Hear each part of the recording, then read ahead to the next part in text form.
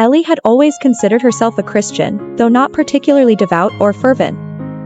Her relationship with her faith was best described as lukewarm, an all too comfortable state of being that involved the occasional Sunday visit to church and a passing prayer at bedtime.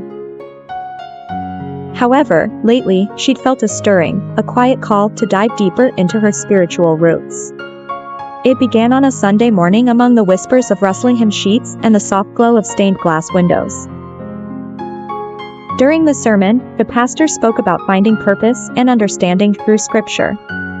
The Bible, he said, is not just a book but a journey. Ellie realized she had never truly embarked on that journey. That afternoon, Ellie decided it was time to read the Bible earnestly. But where to start in such an extensive, complex, and often overwhelming book?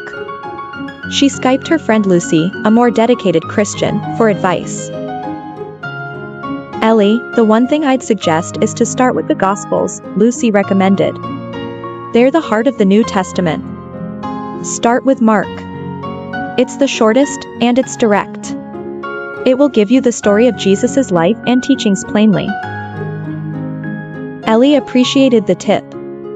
Over the next few days, she carved out a quiet time each evening when she'd sit by the window with a cup of tea and her Bible.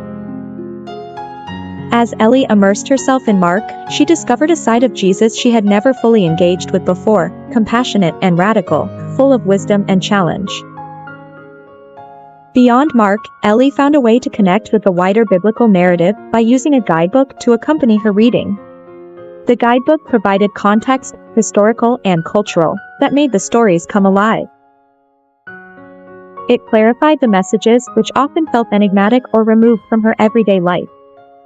Ellie's reading sessions gradually transformed from mere duty to somewhat of a spiritual expedition. Sometimes she'd note down verses that resonated with her in a journal, pondering their meanings and how they might apply to her life. As weeks progressed, Ellie's experience shifted. She started referencing the Psalms for solace and Proverbs for insight into practical living, an expansive universe of principles and poetry that spoke to her on different days, resonating with either her joy or her struggles. Through this renewed engagement with her faith, Ellie felt the spark of a shift within. Her perception of being a lukewarm Christian began to change, not necessarily because her external habits had transformed radically, but because her inner life was more active and aware. She found herself praying more naturally and spontaneously, drawn to conversations about faith inspired by her readings. While Ellie's spiritual journey had only just begun, she knew each page turned, each verse pondered was a step toward understanding not only the Bible, but her own place in the vast tapestry of faith.